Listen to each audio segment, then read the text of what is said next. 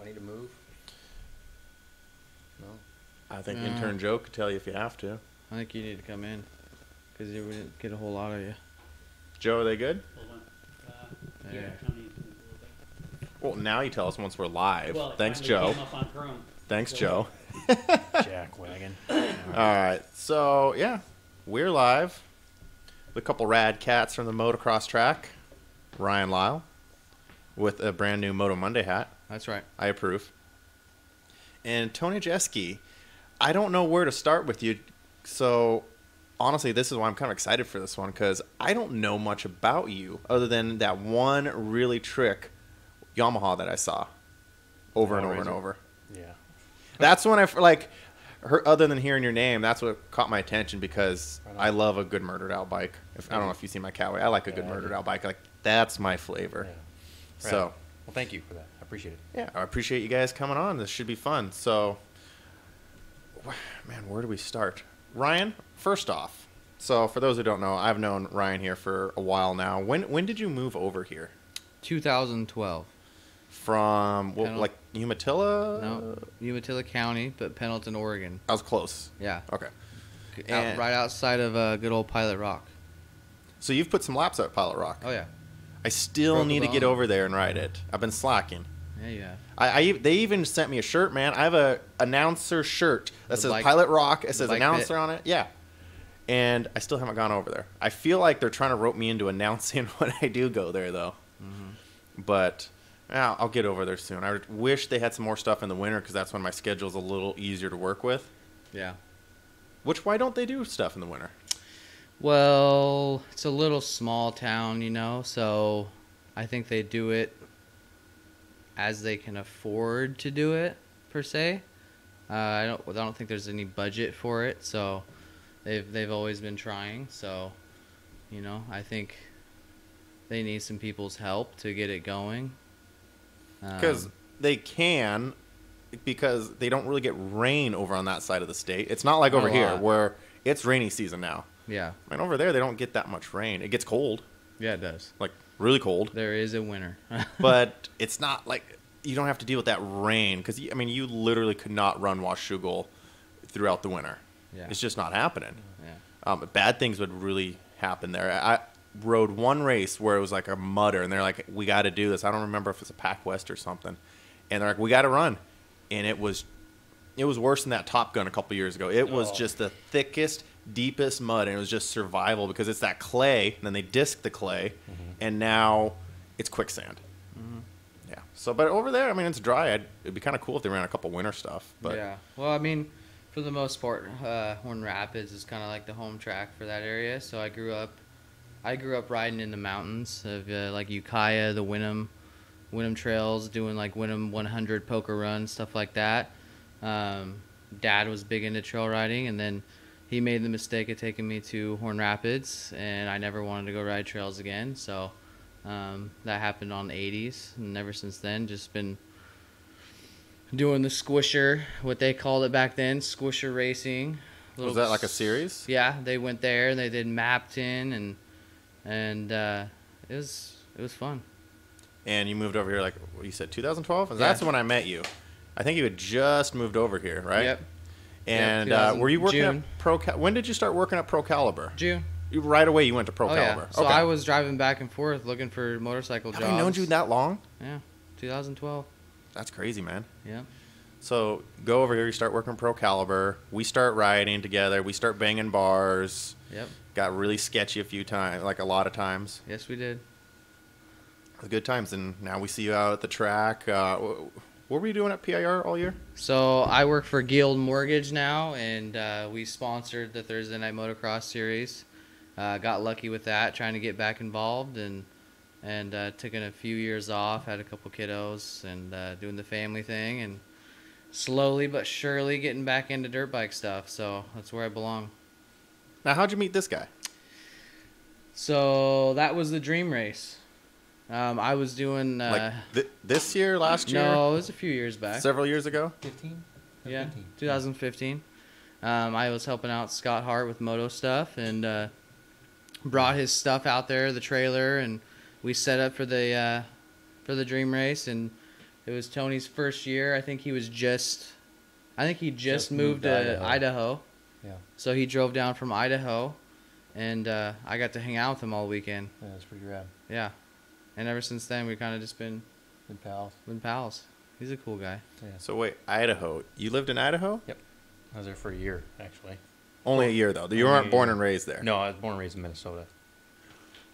Oh, you betcha. Eh? Minnesota. Oh no. So you're not a SoCal guy. You're in Minnesota. Minnesota, yeah. So you know how to ride a snowmobile through. What are they? Help me here. Every time I go over in the winter. Powder. Well, yes, No. powder, but Oh, like on the sorry. sides of the roads, they got The those ditches, Yeah, they got the. yeah. Thank you. The biggest ditches, Yeah, the and then I driveway went there in the jumps are winter, rad. and I'm like, oh, they all ride their snowmobiles through them. Yeah, it's awesome. It's a good time. Even on dirt bikes in the summertime. Just jumping. There's like little tabletops.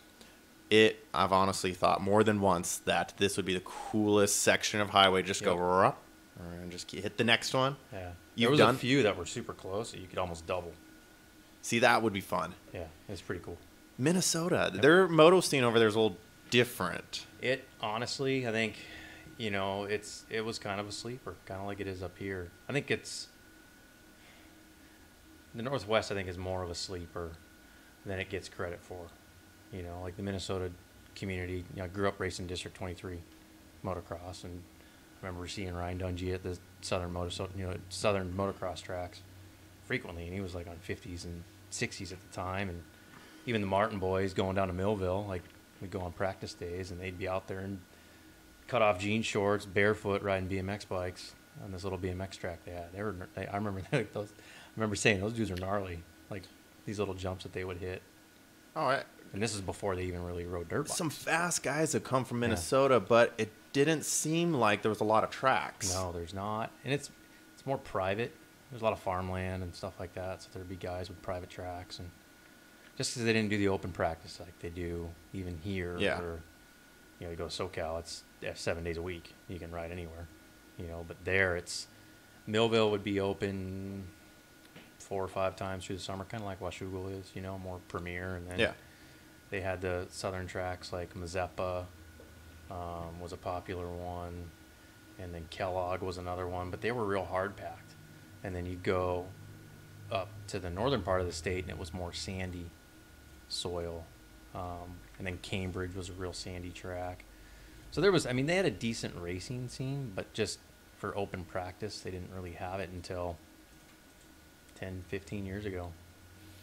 I left Minnesota when I moved away from Minnesota when I was 22. But I started as a race mechanic when I was 20. So you So I started was wrenching traveling. early. Were you like heavy into racing, or just kind of for fun? I realized when I was 15 that it wasn't going to be a career path for me. Oh, so like me. So I was like, I got to figure something else out. My parents were kind of on my case about what are you going to do about either school or what's the next step. Once you get out of high school, you got to start thinking about it. And I grew up in a contracting family. My dad was an electrical contractor, family business. So I thought that was the path that they wanted for me, but that wasn't the path that I wanted for myself. So, that moment, when I had to tell my dad that that wasn't what I wanted to do, like he was frustrated. He had this family business he built, and I had 3 siblings, and they all were involved somehow, and so I just wanted to go do something with dirt bikes. So I went to MMI when I graduated high school in Phoenix. And So you knew pretty early what you wanted to do then, Yeah. or at least made a decision early. yeah, I signed up when I was 16. So Wow. I was Okay. like, yeah, I'm gonna do this. This is the direction. So I just remember being at Millville when I was 16 and watching the crew behind the fence, just glued to the fence practically for half the day, just watching everybody. I was fascinated. And then I was a fan, right? Like I had riders that I looked up to and was a fan of, but I was like, yeah, the racing's really not for me, but I wanted to do something with it. And so that's when I chose that direction. I went to MMI, graduated, and then moved back to Minnesota and worked in a Polaris and a Yamaha shop as a tech, and stayed on this one local racer about being his mechanic. And he had a guy, and, it was December, so I kind of let it go until the next year. And he called me at the end of December needing a mechanic, so I quit my job that day. And Quit your job for it. Yeah, loaded up my tools. That's ballsy, man, to be a moto mechanic. Yeah, and then I hit the road. He had like a fun mover kind of rig, and grabbed a couple CR250s from one of the local shops that sponsored him, and crate, and drove to California the next day. And it was 2 days later. CR 250 two-stroke? 2 strokes, yep. It was 2002. How old are you? I'm 36. Oh, sorry, I had to ask. We're talking 2 strokes here. Okay. We're wrenching on 2 strokes. Yeah. Okay. Okay, Yeah. go on. So it was 2 days after that, and it was actually it was after Christmas, so it was the 28th of December. So I think I hit the road the 30th, and Anaheim 1 was basically the upcoming weekend after that. So drove to California, and I ended up getting to California. I think it was New Year's Day, so I'm a little ahead of myself here. So I got to California New Year's Day, and then we had to build a couple of bikes up. Jamie didn't race Anaheim 1, but Marco Dubé, the French Canadian, he did, and so we had to get one of his bikes ready. And then Jeremiah Israel was also on it was like a privateer effort they had, and WSA Snowcross actually sponsored it, of all things. So Really? Minnesota ties, and it was a kind of a whirlwind at the time, but I was a kid, and just Well, excited. going for someone living just in Minnesota doing their thing and then following the whole circuit there, I bet you, Yeah. that was a little bit of a change. Yeah. Happens fast, too. Yeah, it did. I mean, it had to. I was like, make a decision, and just follow through it and do it. So how long did you do that for? So I was a professional mechanic from 2003 until my last season was 2013. That's a stretch, man. But I did have a couple years in there that I did some in-house work for one of the race teams I worked on, and I also worked for Factory Connection Suspension in the Corona shop. So I did take a hiatus from it for a little bit, but I think I've got 6 years as a wrench. And what made you decide that maybe that was enough? Family. Family. Yeah, I got married in 2008, and then we have 3 little kids, 6-year-old and 3-year-old twins. And that's kind of when we made the choice that, the Southern California life wasn't what we wanted for our family. And in 2015, let me back up a little bit. So I guess in 2012, I started Jeske IMX Customs out of my garage there, and then did that for 3 years and kind of got frustrated with the way small businesses were treated in Southern California. Gotcha. And then I decided at the time, we had family that recently moved to North Idaho in Coeur d'Alene, and, that was the time that my wife asked me the question on the right day, and I said, let's do this. Let's just sell the house and go north. There's a big difference between SoCal and Idaho. Yeah, big. And that's what we wanted, The right? big difference in the people, the scenery. I mean, Traffic. The only thing worse you could have done is maybe Montana. Yeah, about. But it's pretty close.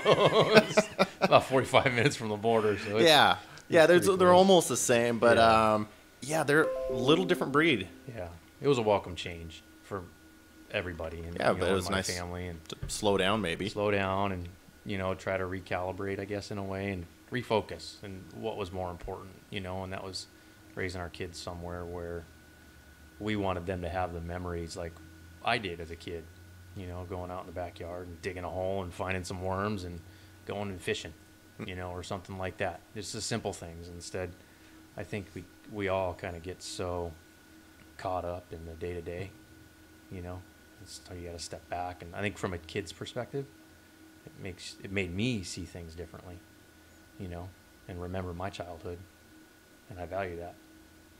So I think that's what I wanted to do for my own children as well. So then why was Idaho so short-lived? An opportunity came up here to open CCKTM in Portland. Tor's a friend of mine, and he reached out to me. It's kind of a whole, I guess, chain of events, right? Like, I didn't know Tor moving north, moving to North Idaho. I brought my shop there and opened it up, and that's how I met Ryan. I came out to Washougal to advertise, for Jeske IMX Customs, and I knew Scott, and we were buddies, and he invited me to come out and set up a little booth and whatnot and so forth. So that's actually the same time I met Tor from CC, and, we chatted a little bit at the race and kind of went our separate ways, and he sent me an invite, a couple months later for the One Moto show, and I didn't really know much about it at the time, and I kind of thought it was I guess, not like a joke, but I was like, what's this about? You know, is this just to come and check out the show? I didn't know if it was like a private thing or what it was. Mm-hmm. I guess it was pretty, I was ignorant, I guess, to the fact of what it really was. And then doing more research about it, I was like, this is legit. Like, okay, you send me an invite to build a bike. I don't have a bike. I just opened my shop. Like, I have one customer, you know, at the time. And I was like, all right, this seems like it's a pretty big deal. I need to figure out a way to do this. And especially for being new to the area, I felt like I needed to do something bold to, you know, to kind of get the recognition in the region. Mm-hmm. I'm coming from Southern California. It's really saturated down there. I mean, even guys in the shop, in the garage, like, there's a lot of good garage mechanics down there, you know, and up north. And even having a shop, like, I got pretty high standards. So it's more about building something that people appreciate, you know, and want to be a part of it. And I think that kind of gets lost today in just business. You know what I mean? Yeah. And my passion is dirt bikes, right? And I like to build badass dirt bikes. And, you know, the Hellraiser was, to me, it was a statement. And that was something that I needed to do to, I feel, maybe get I wasn't so much looking for, like, the exposure from a regional level. It was more from a national level, right? Like, I'm here to build these bikes for a reason, and I'm going to put them up against the best that I can. So when you heard about the One Moto show, you said you had several months before it, right? Or Well, you heard about it a few months before the actual show? Sort of. Like, I looked through tours. He does the book, you know, of the show and, you know, the builders and stuff like that. Like, I checked that out, and I was like, this is cool.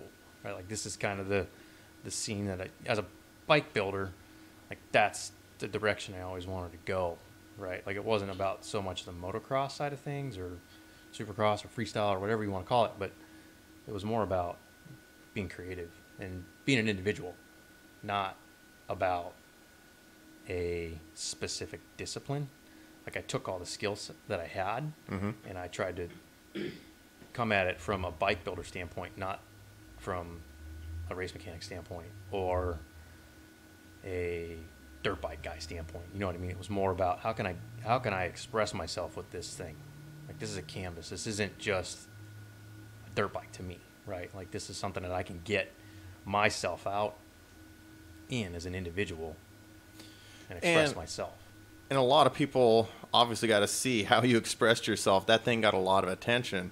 Well, I was curious, though, about the timeline, though. Was that the show that you introduced the Hellraiser at? Yeah. Or was it the following? How much time did you have to build that thing? 5 weeks. You had 5 weeks Yeah. to build that, and I'm sure you had that down to every possible nut and bolt. Mm-hmm. I mean, I got the suspension back 5 weeks. Wednesday, the day before I came to Portland. So what'd you start off with? Did you just pick up a... I got it. So, Is this a Craigslist bike? no, it was a brand new Okay. 2016 YZ125. So Okay. I knew my That's time nice. my time was down. I knew my time was going to be the biggest issue. 5 weeks. Yeah. And I And- was still, I had to run my shop too. So it was, you know, I still had customer jobs. Those were obviously, this was like weekend stuff. Like, the Hellraiser kind of was like after hours and weekend. The attention to detail on that thing was insane. Thanks. What kind of coating?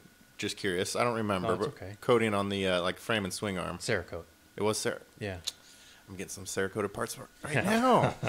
I liked that. All right. So that was kind of the one that there was some Cerakote stuff going on in the moto industry, and I learned about it actually from some chopper guys. You know, it had been on my mind to try, but you never know until you really try something. And I was like, well, this is the time to do it. This is the time to do it. So we're gonna try it now and test it because this thing's gonna get raced. Did you know Ryan at the time when you were building that? Yeah. Ryan, did you try to ride it? Did you just try to man. put a little bug in his ear and try to ride it? I never asked. I'm not trying to. No. No. That was pretty I'm sick. just saying Dude, I that's would have. It's like just one rip, please. Just one rip. It would've No? been good. It would've been Nothing. good. It's too And knowing pretty- Ryan, too Ryan's pretty to always ride. trying to ride people's bikes. I am. I'm for the past what 3 years. At least, I yeah. think I've been riding other people's bikes. Yeah, I'm surprised you didn't just try once. That's a good question. I should have thought of that. That's though. not happening anymore. Well, it's a little late It's- now. Yeah, it's gone. Oh man, I cannot believe you built that in 5 weeks. That is crazy. Right. Well, that Yeah. got you a lot of attention, definitely in the Northwest, as it was something new. But I mean, it got obviously some national attention. I mean, that bike got passed around social media a lot. Yeah, it kind of surprised me, and I think going into building that bike, like I recently had built a YZ250 that was in Trans World Motocross right before I moved to Idaho. Billy Laninovich rode that one, and that was kind of, I guess, the springboard per se. I've done a couple other project bikes, but the Hellraiser was me, right? And I've worked with freestyle guys, and I think that's kind of what opened up my mind to, like, there's more to this than what we think there is, right? Like, working on a factory race team, you're governed heavily. Like, you have the manufacturer watching over every move that you make, basically. You don't get to do stuff like that. You don't get to play. Like, that's fun, right? Like, each race mechanic, like, each bike has to look very similar. Like, even you can't polish your frame. Like an aluminum frame bike, like, you can't polish your frame. You gotta scrub it. Scotch-Brite, SOS, that's the most that you can do. Right? Like, Vegas, you get to polish your frame, and everyone just goes apeshit. But that's the only race you can do that, right? So then people start to kind of put themselves into something like that. But So as someone who's been doing the whole race mechanic thing for years, it's got to feel good to just kind of do whatever you want, kind of just Yeah. unleash, you know? yeah, that What's was kind of it. I had a lot of, like, built up ideas, I guess, if you want to call it that, or even trying to do different coatings or experiment with something, as the race mechanic side. I mean, like, you're always trying to do something that's better, right? Like, make it better. And if it is better, why is it better? If it's not better, why is it not better?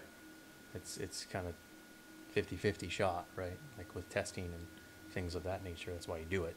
Yeah. So I think the experimental play kind of was part of that, but every time I talk about it, it just gets shut down. So you finally get to have some fun. yeah, do your own thing.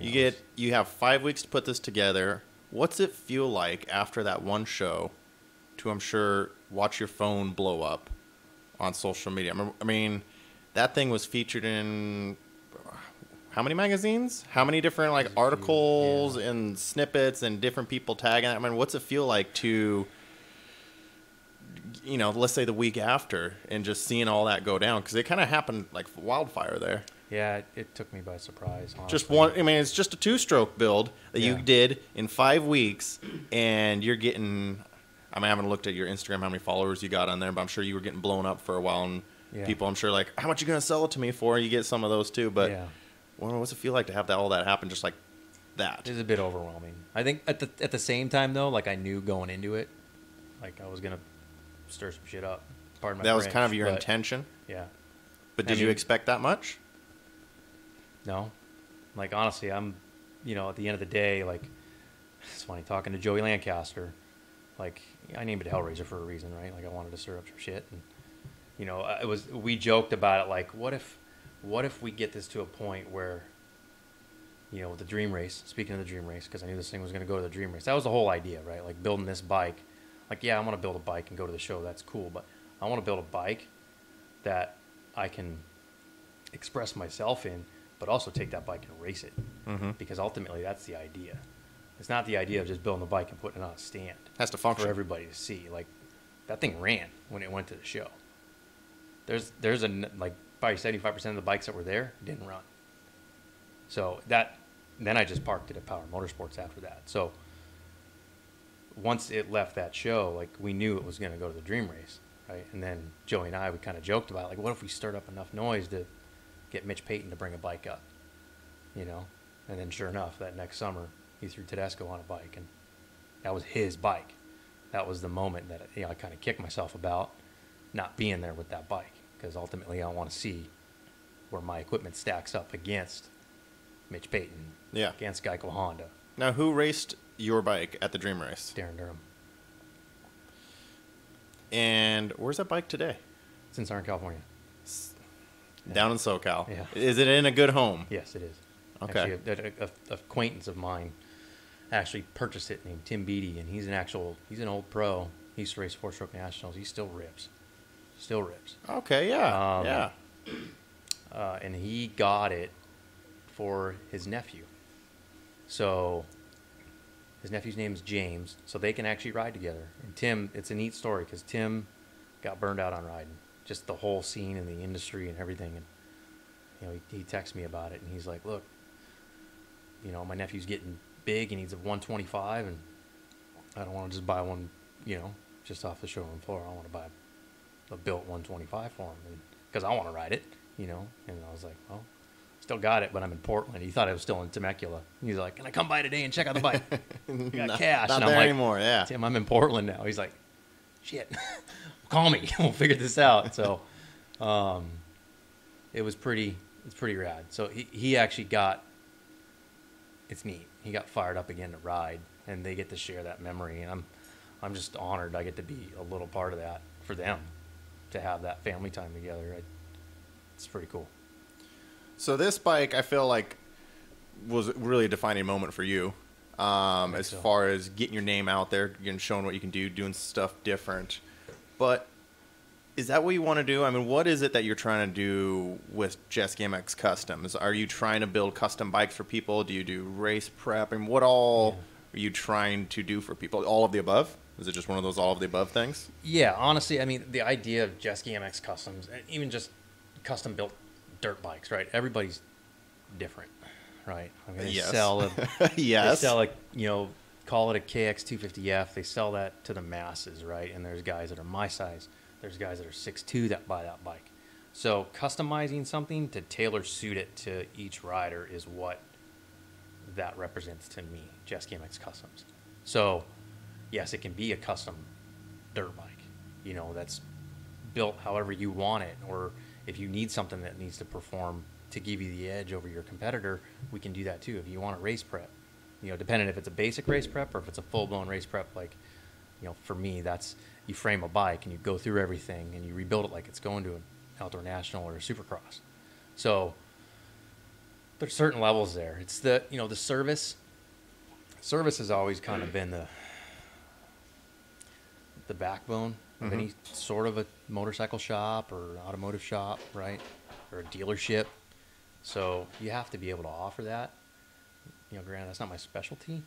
So I feel like I want to give everybody something that they feel they're satisfied in, right? Like, that's, at the end of the day, that's, to me, what Jeske IMX Customs is about, is building a shop that people want to be a part of, that they can grow into, whether they're a kid that's riding a 50 or they just turned pro. You know what I mean? And outside of race prep and obviously customizing for them, I mean, do you do the whole gamut, everything from engine work to suspension? I mean, you mentioned factory connection there. Yeah, I did. So do you still offer that to people who come in? I mean, I'll is do this fork seals here and there, but I'm not going to start valving or anything like that. Actually, just would some of the basic stuff then on that? recommend factory connection for that. So you send them usually to factory connection? Yeah, okay. typically. Which they're in town now, right? Milwaukee, yeah. Yeah, Milwaukee, just down the road. Mm-hmm. Okay. So, but if somebody wanted to, say, get motor work and stuff done, something you'd offer? Yeah. Okay, yeah. So wide gamut of services for someone's bike, from just a basic race prep to as wild as they want to go. Yep. I've always wanted to build a race shop, right? So that's kind of the idea behind it, is it's a race shop. It could be just tire changes, or it could be the baddest bike you want. Haven't you noticed racers are broke? They are broke. It's something that me and Joe joke about, that, man, you don't make money in the moto industry. I mean, you can get by. You're not getting rich, though. You're not getting rich. The racers are broke. The shops are broke. And the best way to make $1 million is to start with $2 million. Yeah. Right, Joe? Yep. I think that's kind of how it works. It's the only way to end up with $1 million in motocross. And the only way to make two. Yeah. And the only way to really make even an okay living is, man, you got to love it. Yeah, you really got to the love only what point. you're doing. I mean, like I say, I've say this multiple times. Like, if I wanted to get rich, I sure not would have done this. You know what I mean? But I can tell, though, you got a passion for it. You got a passion for the industry. I think that's important. There's no way you can really do badass stuff or even stick around for more than a year or two without having that. If you don't have that I mean, I got the same thing as a race promoter. Like, there's been times where I'm burned out. I have to go ride my dirt bike to kind of get it snapped back and get back into it. Otherwise, it'll quickly just burn you up, chew you up, and spit you out, you know? That's the reality, you know? I think one of the most rewarding things for me in this is now I'm starting to see it differently, but I think it's just the kids, right? Like, we owe them. If we want to see this continue to grow as a sport, like, we need to do our part for them. Oh, amen. Passing on a pastime, like fishing, right? Like, even going to PIR, like this summer, like watching the kids and just seeing them all jacked. Like, I remember being that kid. You know what I mean? Start them off on a PW, move them on. Actually, Ryan, don't you have a little one on a PW? Matter of fact, I do. Yeah. Yeah. See, look at you. You're getting them into it. Right there. Yeah, you got a little. My pride and joy. When are they going to be racing, though? Oh. Yeah. Well. Are you going to be a 50 parent? Do I need to get you the 50 parent starter kit? Oh. I don't know if you guys have heard about my 50 parent starter kit I'm putting together. Inside, you get a bag of rocks. You get the roll of duct tape because you're duct tape everything on. You get some honey for, every time you lose your voice from screaming. You have to kind of get it back. Yeah. And I'm putting together the most awesome 50 parent starter kit. That's rad. Are you going to be one of those? I have a kid. I'll take it. I'll take it. Are they going to start racing? Oh, yeah. I don't know about the racing. We'll see. I have one of my twins. He's a hammerhead, and I'm sure he'll be the one that, I'm sure he'll be the one racing. His name's Mac. He's going to give me more gray hair. How do you feel about them getting into racing, though? I mean, we all know it, right? Like, we know it. So it's like opening a can of worms, though. It is. Dwayne Brown? Yeah. Carson Brown's dad. So I remember way back in the day, Dwayne, I don't know if you're watching, but I remember this. This stuck in my head. Back before Carson was really fast. He was okay. I think just kind of moved on to 85s, and I was talking to him at the track. I think it was Grace Harbor, and he's like, yeah, he's starting to get quicker. I don't know if we really want to do this racing thing, though. It's expensive. You have to travel all over. Then stuff breaks more. I don't know if I really want him to be fast. He's like, I'd rather we just kind of have fun and ride. Well, Carson decided to go really, really fast, and now they're doing their thing. He just won straight rhythm. Yeah, doing just fine. But I just remember that day because it stuck in my head. I'm looking at Dwayne, and it's like, I don't know if I want him to be fast. Just have fun.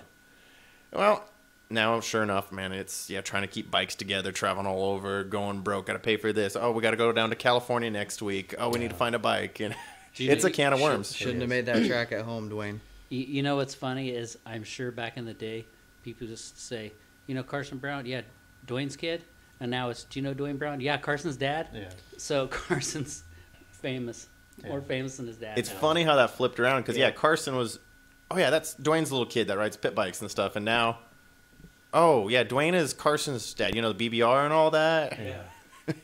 You really flipped the tables on him. It's crazy how fast he goes. I remember watching it come out. It wasn't 2015 when I met you. It was the year, that he raced with Darren. But I remember watching him at, it wasn't Top Gun because he broke his hand. I broke his arm that year. I can't remember. Remember Scott was like, Carson won the Dream Race last year, right?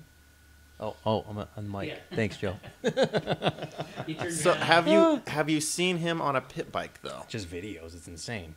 So I got to ride with him this year because for the first time in a few years. So I put on a mini bike national out at Riverdale. Yeah. And I called him out because I was doing pretty good. I had like over a year stretch. I haven't lost a pit bike race. Dang.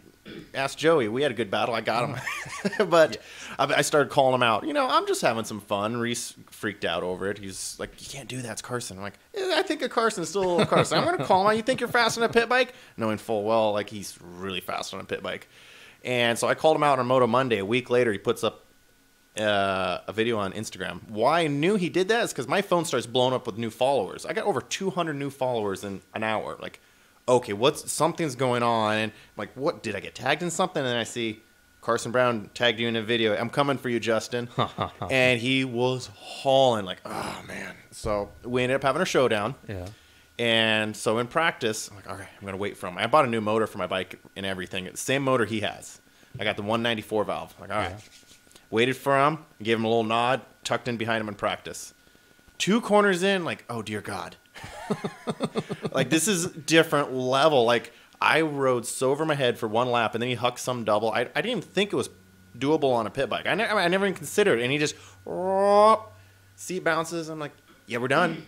I'm No done way. even trying. Like that takes me a few laps to go do on my 450. Like it kind of takes me a few laps to nut up and go do on the 450. And he just hucks it in practice on his CRF 110. Dude. I'm done. Yeah, it's just like different level, dude. It's so wild. I think even in Moto 10, right? They had that scene with him on the pit bike. Yeah, There's a watch double that. in the middle of his track or something like that. He has a Supercross triple he hits Is that the Supercross triple? in DC shoes. Yeah, he didn't Yeah. have boots on. the Yeah, helmet. me and Corey Kirkland, I believe, were watching the video of the first time he like hit that. He put it on his Instagram. We're like, yeah, not sure if we could do it on a 450. And he's out there doing it in his DCs on a pit bike. Because that was basically a 50 frame, wasn't it? So I really would like to ask what kind of frame it is, because it's like CRF 110 plastic, Okay. but it's got the Daytona motor, which means it's a Honda 50 bolt pattern frame.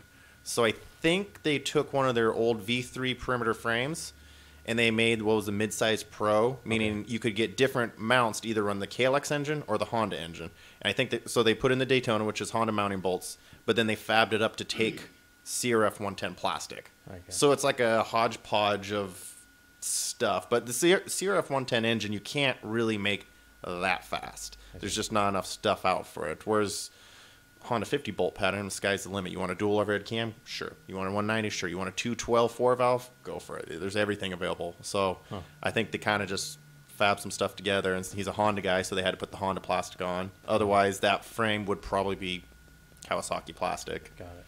And yeah, I don't know. I haven't fully gone over, but it's a kind of interesting combo. But it's fast. That was gnarly. And he's though. fast on it. He looked so big on that little bike, just skying that down. That is so, yeah, way too big. I kind of gave up on trying to keep up. You know, we got this guy on a pit bike recently. How'd that go for Ryan? Since we're talking about pit bikes, I realized I finally got you out for a pit bike race. Have you done a pit bike race? I've never raced a pit bike race. Dude, you're missing It out. did We gotta not go change well. this. It was, Ryan, you want to tell us how your pit bike race went? Yeah, I had a faulty bike.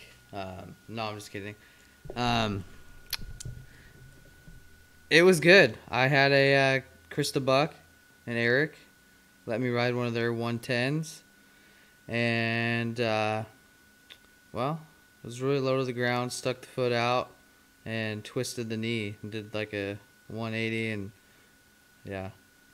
Good job. It was good to see you back on a I bike. crashed out of that one. That hurt.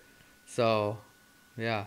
But let's not do that next time you ride. No, my knee still hurts from that little wreck. We need to get Ryan back on a bike. Yes, we do. We need to find you a bike. We need to get you back out there. Tony, do you still ride?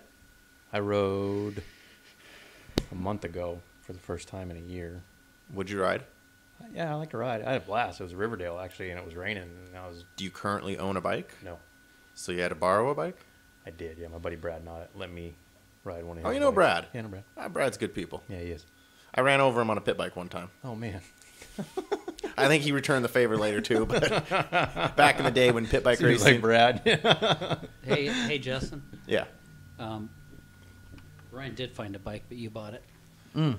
You bought it out from under him. That's right. Thanks, Joe. You had to bring that up on the show. That was pretty funny.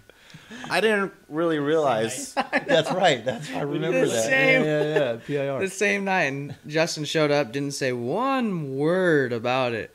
And then you wake up, and there it's in the back of his truck Yeah, I with think I got- numbers on it I already. got a text the next day. It says, hey, I got a deal. Let's see if you like it. Or something like that. It's all right. I'm a Cowie guy. I've been thinking about Husky, but Yeah, but wasn't I got a Justin few Cowie personal guy? goals that I want to accomplish before I try to go buy a bike, and so we're just waiting for that to happen.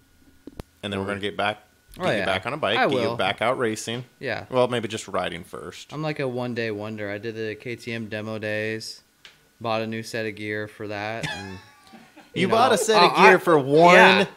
day Oh, yeah. of riding. oh yeah, I hope that gear was my lit. other stuff was dirty. What can I say? What are you supposed to do? Ryan. Wear it dirty?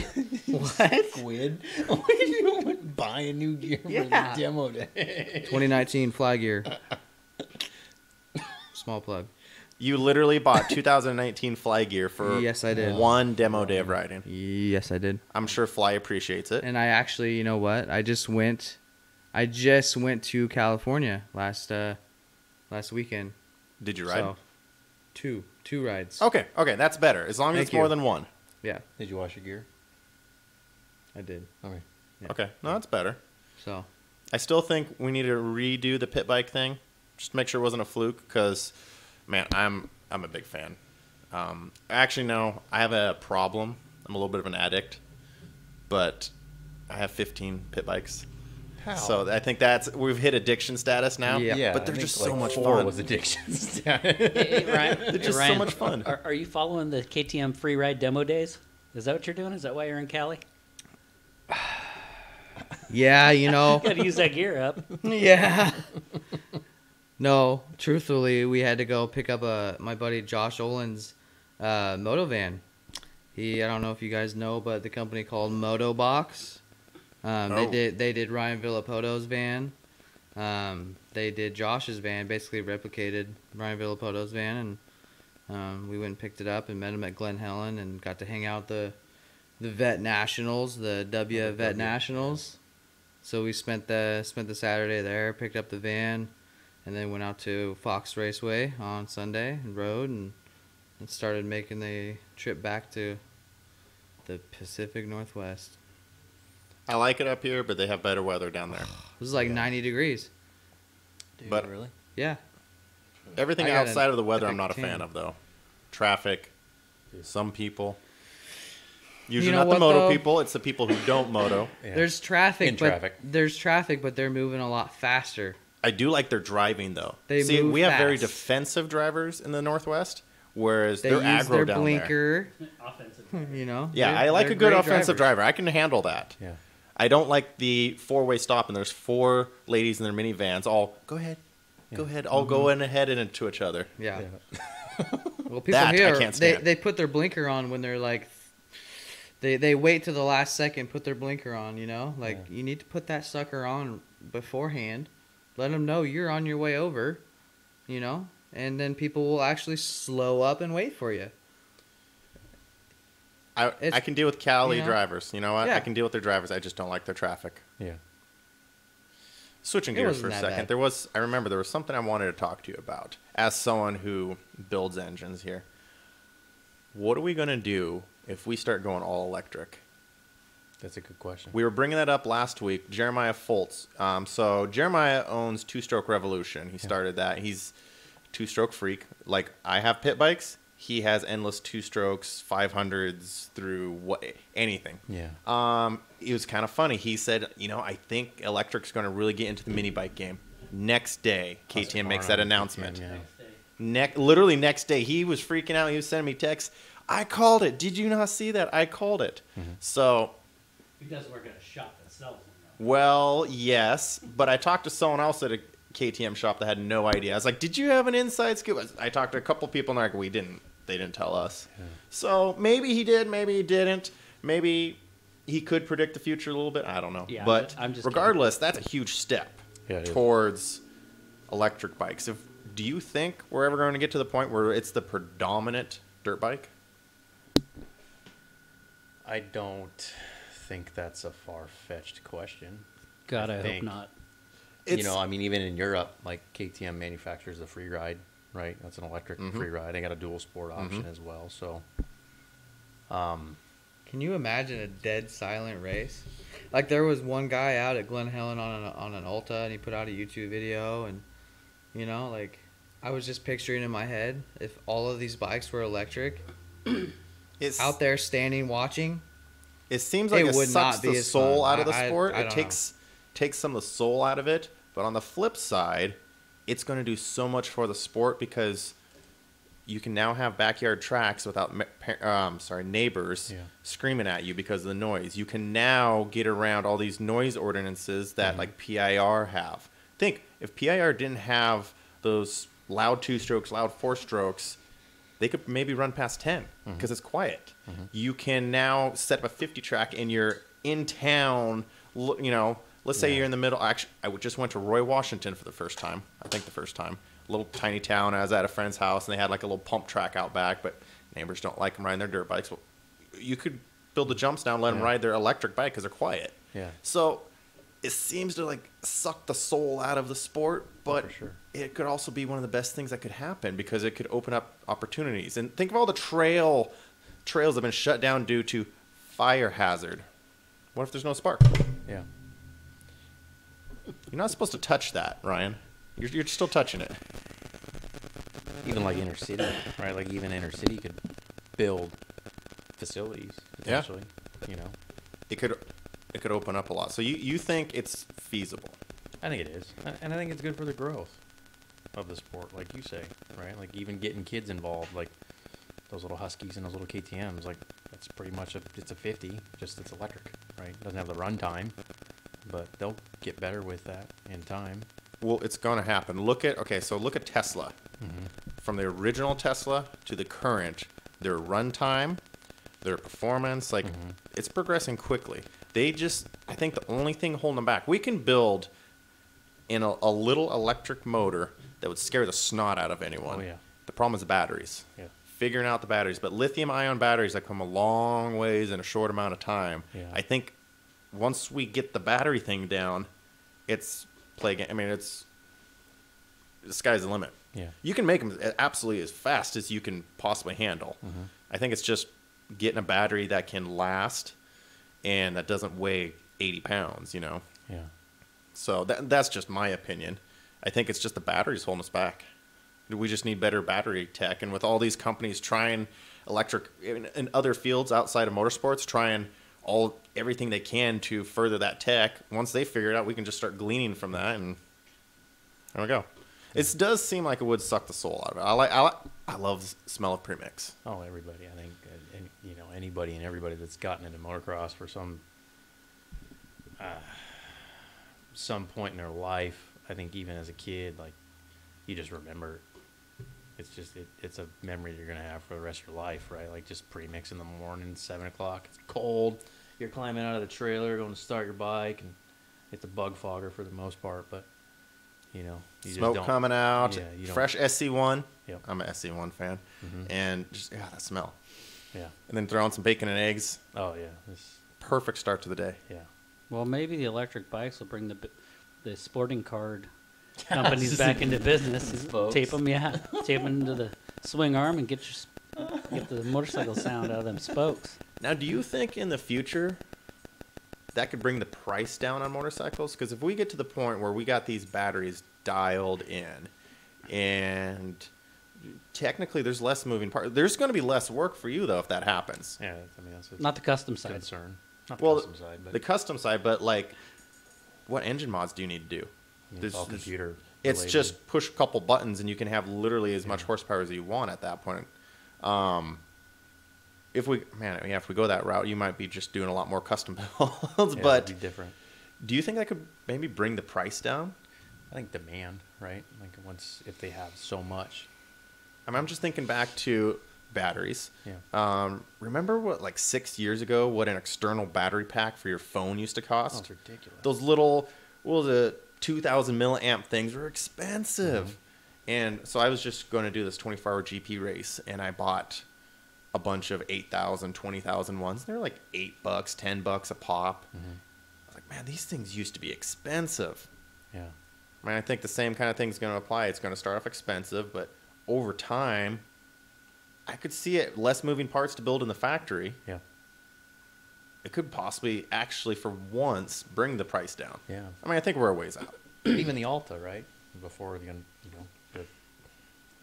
the recent news, I think hopefully they can get back on their feet too. I don't want to say rest in peace yet. No, I but don't either. I think hopefully someone steps in and gets it up and rolling. Yeah, I think somebody will. I mean, You'd have to think. Bye pipe shops. Well, it's FMF is going to have to come out with the fancy ignition covers. Yeah. Definitely be a shake in the industry if that happens, and I can't really see that debilitating the industry because they have to start racing those things at the professional level before it can trickle down to consumer level. I feel to legitimize it in a way, right? Like We're not far, man. we're not Because the Alta, in my opinion, is not going to be on par to a 450 motocross bike. It's not there yet. It's going the right direction. It's close. But damn, Josh Hill was fast on that thing. Yeah, even Durham, like they could have been competitive in the lights class. Yeah, like he was going pretty good. Give it 10 years. In less 10 than that. years, we're going to see it's not even going to resemble what we have now. Yeah. Oh yeah, for sure. Like if they can continue with that development. Hopefully by then Ryan has a bike. Yeah. Yeah, no doubt. Maybe in 10 years we could see you on a bike. Yeah. Okay. There's a possibility. That's good. That's good. You could race the 30-plus class with me. Yeah. 30 plus. Shoot, man. I'm 27, Justin. Oh, 10 years, you're getting close to the 40-plus class. Look at you. 27? You're getting old. It's that baby face throwing me off. Baby face. Yeah, that's that baby face throwing me off, man. Wow. Back And this guy over here back was me up, like Tony. 10 years older than I'm 10 guessing. years older than you are, you punk. Take tips from this guy. I was thinking Touche. he was like 26, 27. Yeah. Thanks. Yeah, he does. That's why I had to ask. Wait, wrench on a CR252 stroke? When was that? Yeah, I figure I would have aged a lot more than I have since then. But It's dirt bikes, man. it's dirt bikes. But you're not on them. When you actually ride them all the time, then you age really fast. You start Yeah. moving really slow. Yeah.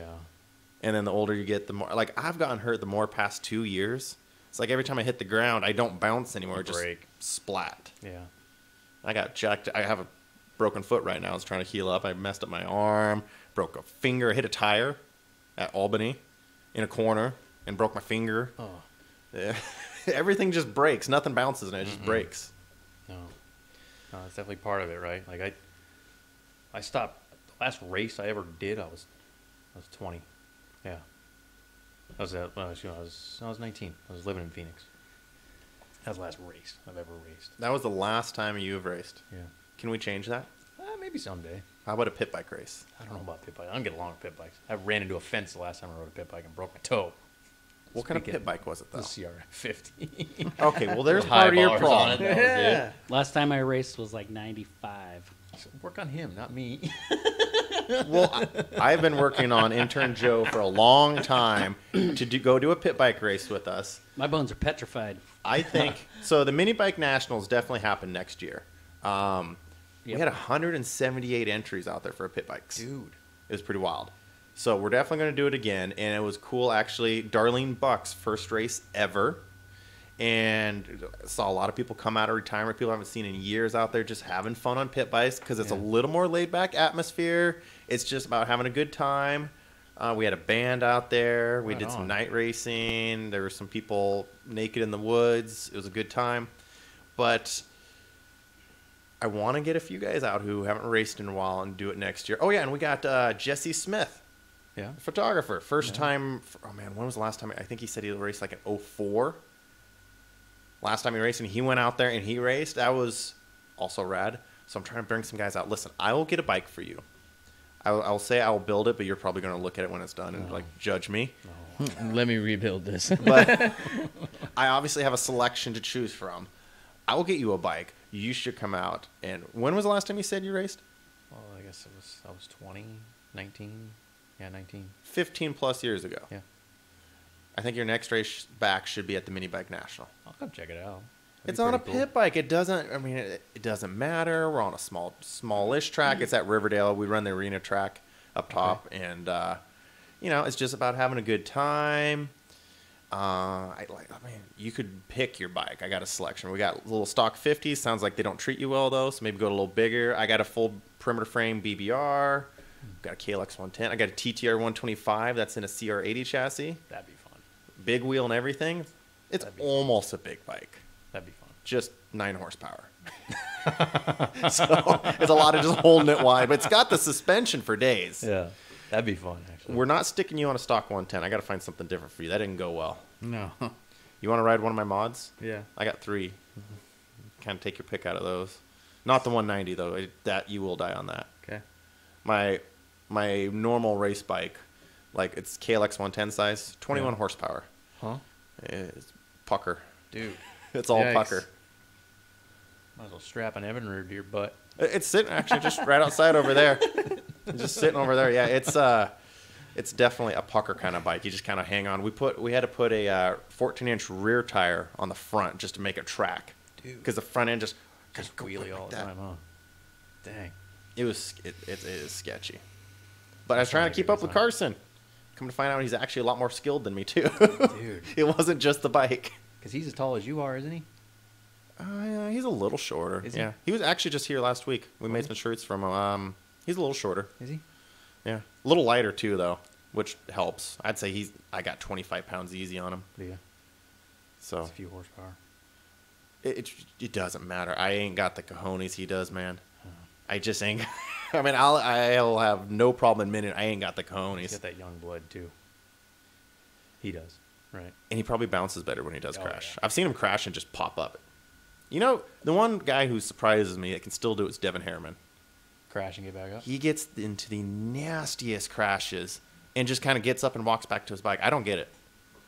I don't know. It's instinct. Right? Like just, No, it's not instinct. I lay there and I have broken bones. Okay? And he crashes harder than I do. But like James Stewart. Look for at this guy. instance. He tips over and he gets hurt. For the record, I did not get hurt. There was just a few complaints, maybe a little bit of whining. I haven't felt being Although sore. there in a was that while. one time where you tried to pass me and went into a wall. Remember that? I don't remember that. Clark County Arena Cross. We were battling, and you went far on That a triple. sounds like Jacob Payne and I. I don't remember Listen, Justin yeah, he's Wharton sketchy incident. too. No, I was We right went next to you, and we were going into a left-hand corner, and you didn't turn left because you were throttle locked No way. off the berm into the wall. No way. How do you were probably knocked out, but dude, it scared the snot out of me because we were battling. I had the inside, and suddenly you just zoomed past me. I'm like, damn, he's going fast. Oh, because he's not stopping. You overshot the triple and throttle locked. I don't remember that. Probably because you got knocked out, dude. I think we got to dig up some archives to prove this because I don't want to I'm commit sure to there's that. videos somewhere, man, because you went flying into that wall. No, that wasn't me. It was most definitely you. Negative. I think I made your replacement front fender graphic, number plate. You had to think did you have to get a radiator? No, I remember this vividly. You scared the snot out of me. That wasn't me. You've been knocked Jacob out way Payne. too many times. Jacob Payne. Jacob was there basically all year. I don't think I ever did that. It was definitely not Jacob Payne. I'm sorry. No. Jacob Payne would back me up. Oh, okay, we'll get him on Yeah, we next need to time. get him We'll on. get him on. Yeah. We'll ask him. I didn't remember. I don't. Yeah. No walls. Did he knock himself out? That wasn't prior? me. I think Oh. he's done it a few times. Yeah. Knocked Maybe. himself out. Well, one time at Horn Rapids, yeah. We've all done it one time at Horn Rapids. I woke Yeah. up with no pants on out in the middle of the track. Yeah, that's not good. I cross rod. Yeah. My mic's off though. Thanks, Joe. Yeah, I cross-rutted off a jump, hooked my pants onto the lever, and they shredded down to my For real? boots. Holy Oh yeah, cow. I got knocked out, and I woke up. I'm like, "There's a breeze." I'm looking. I'm just in my boxers. Literally shredded my pants down to my boots. It was an embarrassing ride back to the What kind pit. of pants were those?